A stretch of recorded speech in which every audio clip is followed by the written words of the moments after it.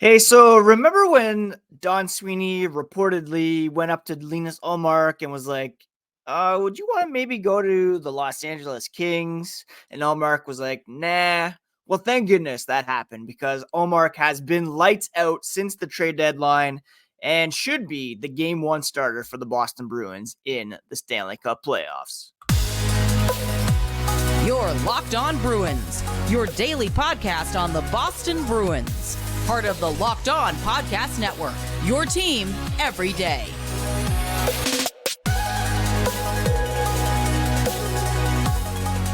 What is up, Bruins fans, and welcome back to the Locked On Boston Bruins podcast. I'm your host, Ian McLaren, and this is a daily show where we discuss all things Spoked Beat.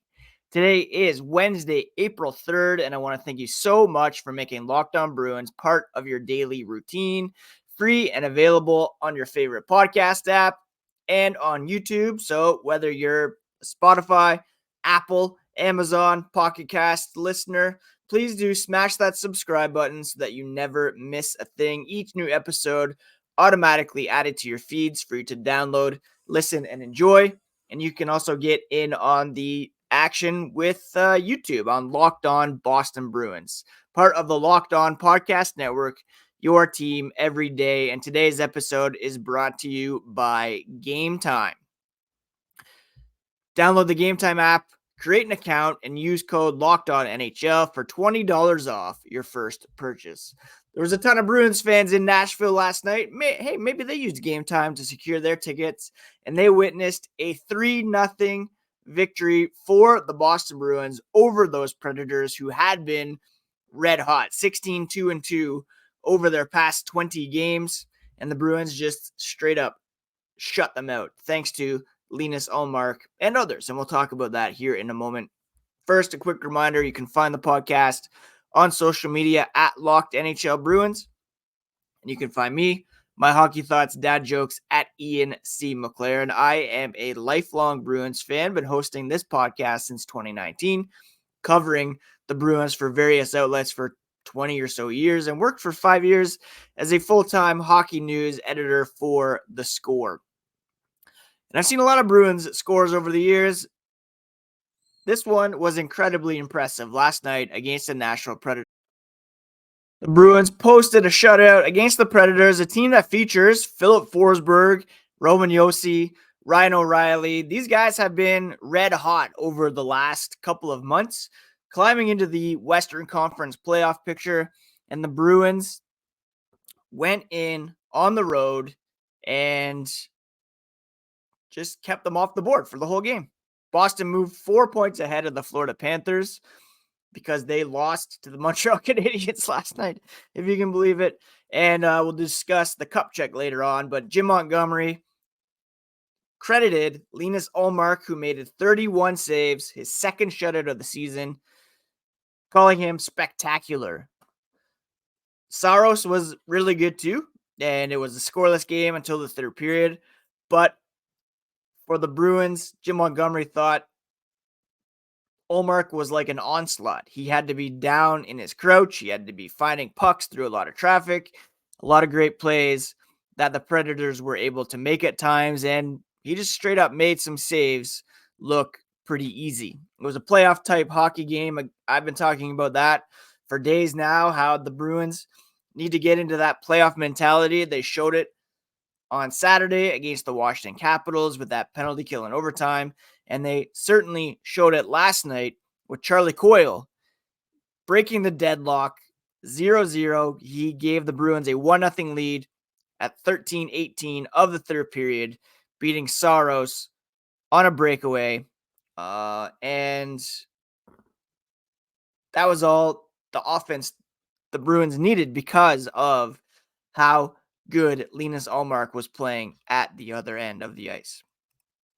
And Ullmark is really solidifying himself as Boston's game one playoff starter. Now, look, it remains to be seen whether or not Jim Montgomery will stick with the rotation in the playoffs. That's been a big point of discussion all season long after he rightfully went with Linus Ullmark to begin the series against the Panthers because, look, he was coming off a Vezina-worthy season. He faltered a bit, especially in Game 5 of that series, and the Bruins did not adjust quickly enough. They deviated from that rotation and just stuck with Ullmark until, well, only giving Jeremy Swayman a start in Game 7.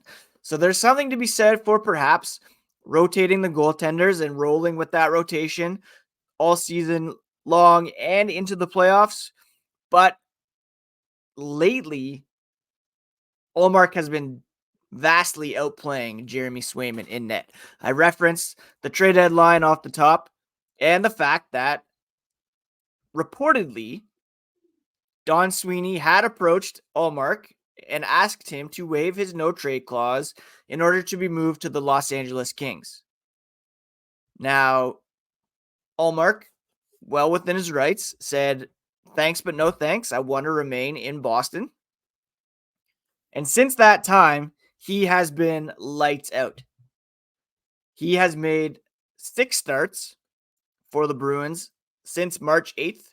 He's 4-2 with a .950 save percentage and a .151 goals against average, allowing only 9 goals on 179 shots over that span. Swayman, on the other hand, he's made 5 starts. He's 3-2, but the personal other numbers are vastly in Ullmark's favor. .858 save percentage for Swayman with a 3.37 goals against average. He's allowed 17 goals on 120 shots. That is a huge difference in save percentage, .950 versus .858, and more than double the goals against average, 1.51 for Ullmark, 3.37. So whether Ullmark perhaps has a bit of a fire under his butt because of that trade ask, or just, he's turning it on because it's that time of year to do so, Ullmark has clearly set himself apart as the guy who should start in Game 1. If they go odds and evens, perhaps, or if they just stick with Ullmark for a couple of games and see what happens, I would not fault them at all for that because he has been the better goalie of the two over the past month or so. Now, does that change plans for the summer? Do they still look perhaps to move Ullmark with Jeremy Swayman being due a raise, or are they questioning whether or not Swayman is ready to carry the load full time? That remains to be seen, but for right now, Ullmark is the guy, and he should be come playoff time. But having said that, at the earliest sign of trouble, put Swayman in there because you have that luxury of having this two-headed monster in net. That's my 2 cents, and we'll talk more about the Nashville game and who stepped up in this one coming up as the podcast continues. Baseball season is here, and if you're like me, you've been looking at picking up some tickets to check out your favorite team. Whether it's the Red Sox, for me, it's the Toronto Blue Jays. But Game Time is an authorized ticket marketplace of Major League Baseball, makes getting tickets even faster and easier. Prices on the Game Time app actually go down the closer it gets to the first pitch. They have the amazing last-minute deals, all-in prices, views from your seat, and the lowest price guarantee. They take the guesswork out of buying tickets for Major League Baseball. What I love is the views from your seat. You can get a panoramic view from your seat in the app before you buy, so you know exactly what to expect when you arrive at the ballpark. And their lowest price guarantee means they will credit you 110% of the difference if you find tickets in the same section and row for less. Take the guesswork out of buying tickets with Game Time. Download the Game Time app, Create an account and use code LOCKEDONNHL for $20 off your first purchase. Again, all you have to do is create an account and redeem code LOCKEDONNHL for $20 off on the Game Time app. Last minute tickets at the lowest price, guaranteed. Thank you so much once again for making Locked On Bruins part of your daily routine, free and available on your favorite podcast app, Apple, Spotify, Amazon, and on YouTube. Speaking of YouTube, we have a free 24/7 sports streaming channel over there programmed for you every day to bring you the biggest stories from around the world of sports. Locked On Sports Today brings you can't-miss analysis, opinions, and news, streaming 24/7 on YouTube or the free Fire TV channels app. Part of the Locked On Podcast Network, your team every day. And our team yesterday was lights out against a very good team in Nashville Predators. The Bruins were on the right side of the shot count last night, 32-31.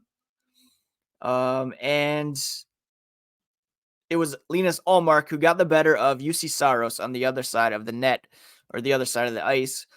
I mentioned Coyle had the shorthanded breakaway goal, which stood as the game winner.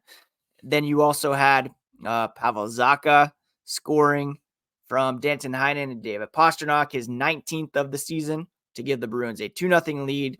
And then David Pastrnak added his 46th goal of the season on an empty netter. Zacha now only 2 goals away from his career high, which was set last season, 4 points away from a career high in points as well, 2 assists away. So he could conceivably set new career highs for the Bruins in a much elevated role this season, filling in for David Krejci on that second line.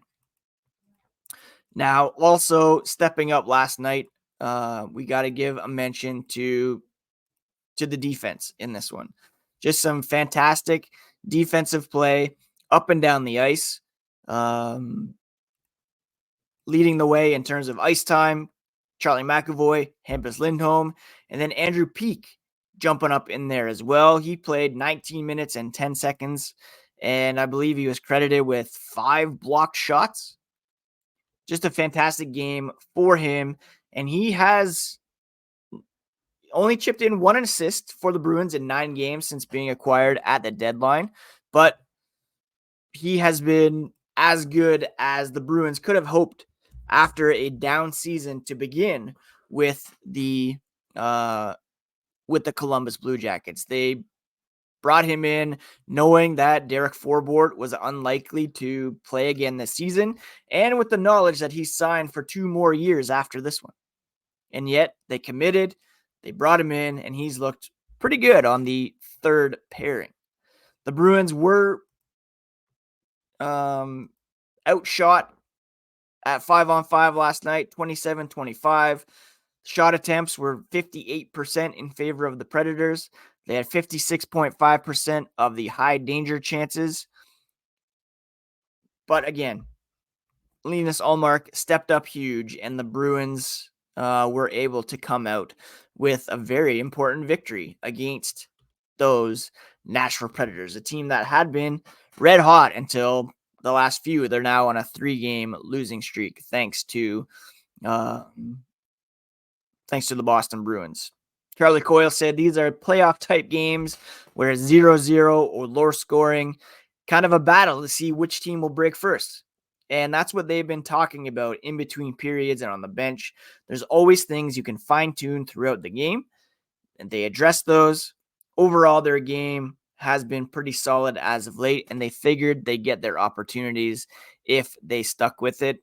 And that's what happened. They played a full 60 minutes, Ullmark said from his vantage point, and showed that they don't get frustrated easily. They kept sticking with it. They did a great job penalty killing. A couple clutch goals from Coyle and Zacha before Pastrnak scored that empty netter.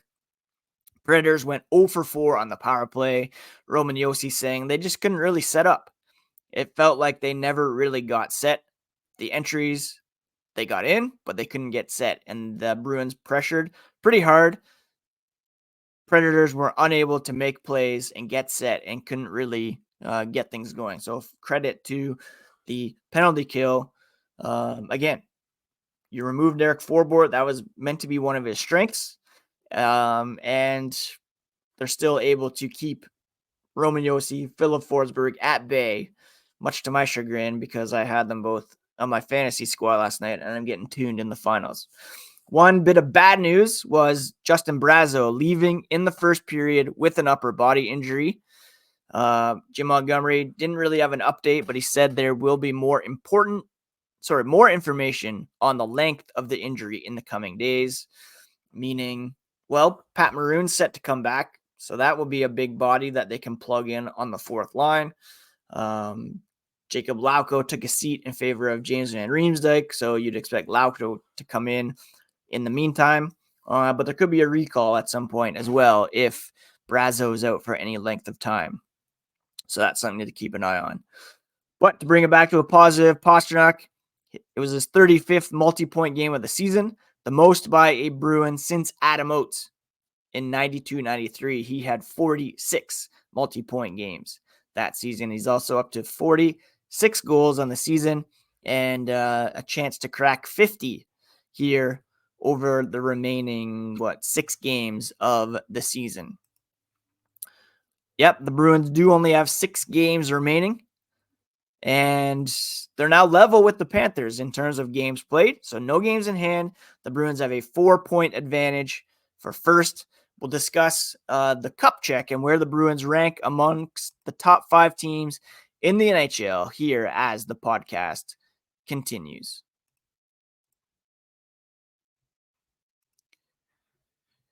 FanDuel. Let's talk about FanDuel, shall we? The best place to make your bets here on all things sports, whether it's the ongoing March Madness tournament, whether it's Major League Baseball, the NHL, the NBA. Put some money down on the Bruins to win the cup.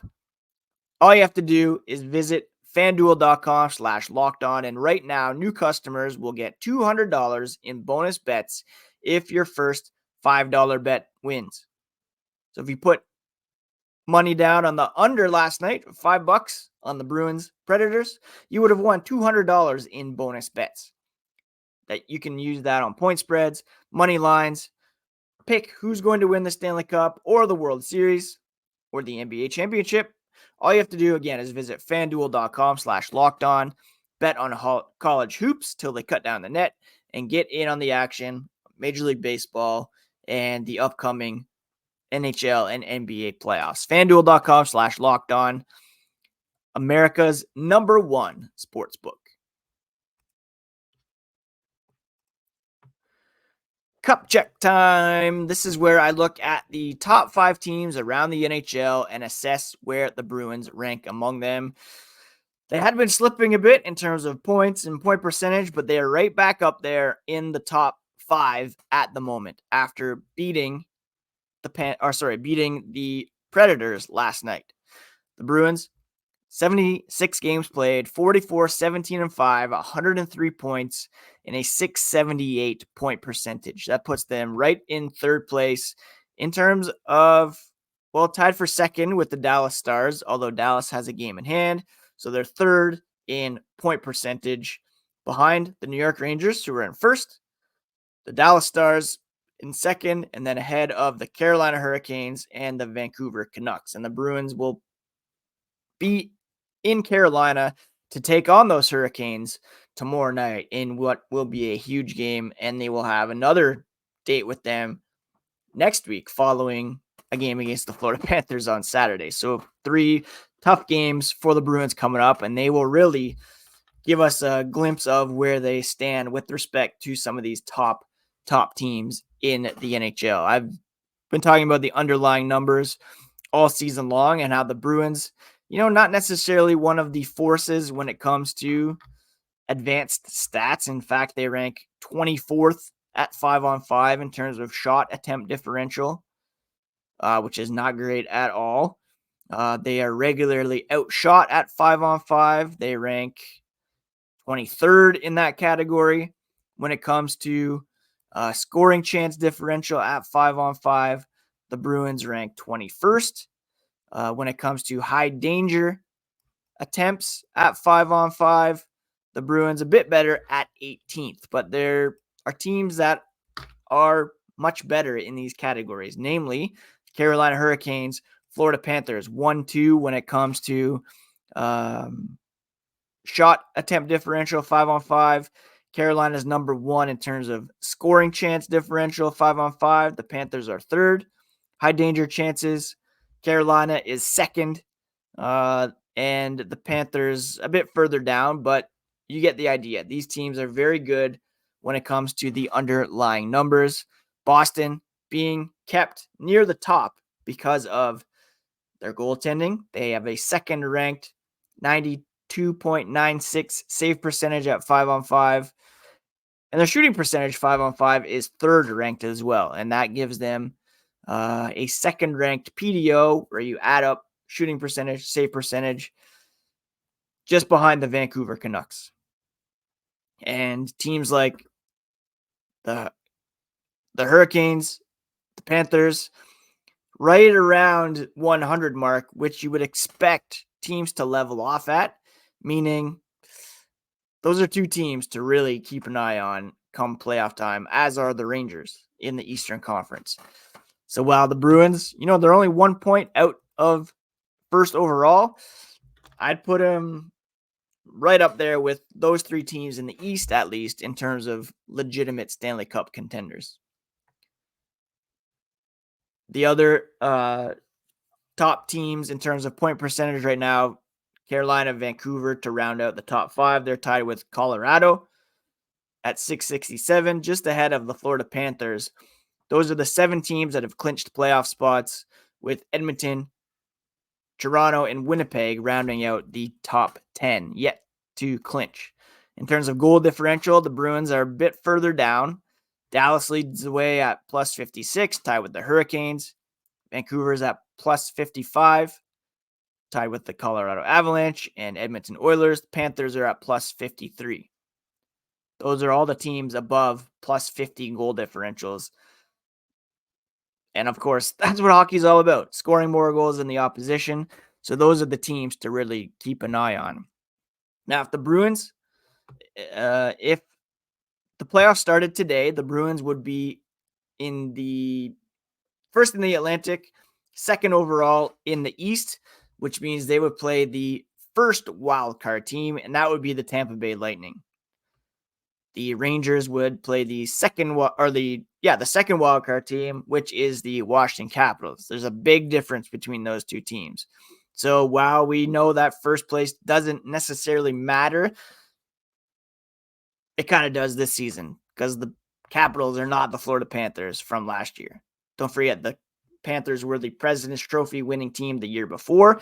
They had some big adjustments in terms of new players coming in, but when they caught fire, they showed their true potential, what they are this year, which is an elite team. So if the Bruins can somehow jump the Rangers do have a game in hand and they're a point ahead. It would be great to get that second wildcard spot because between Washington, Detroit, the Islanders, none of these teams seem to want to jump into the playoffs. I had the Charlie Lindgren on my team, was hoping for a big win last night against Buffalo. They got spanked like 6-2. Even the Penguins are still alive. They're 3 points back of the Capitals with 7 games remaining. So that second wild card spot would be much more desirable. Under the old format, if you go 1-8, the Bruins would be in line right now to play the Philadelphia Flyers. And the third in the Metro, 83 points for the Flyers, third in the Atlantic, 95 points for the Toronto Maple Leafs. I would really like to at least go back to that 1 versus 8, but that's a discussion for the offseason. Anyways, that's it for today's episode, my friends. Thank you so much for taking time to check out Locked On Boston Bruins. If you have not subscribed already, please do so on your favorite podcast app and on YouTube. We'll be back tomorrow to bring you all the latest on the black and gold and preview tomorrow night's game against the Carolina Hurricanes. Please do take care of yourselves, take care of each other, and we'll talk to you again here on Locked On Boston Bruins, part of the Locked On Podcast Network, your favorite team every single day. Bye.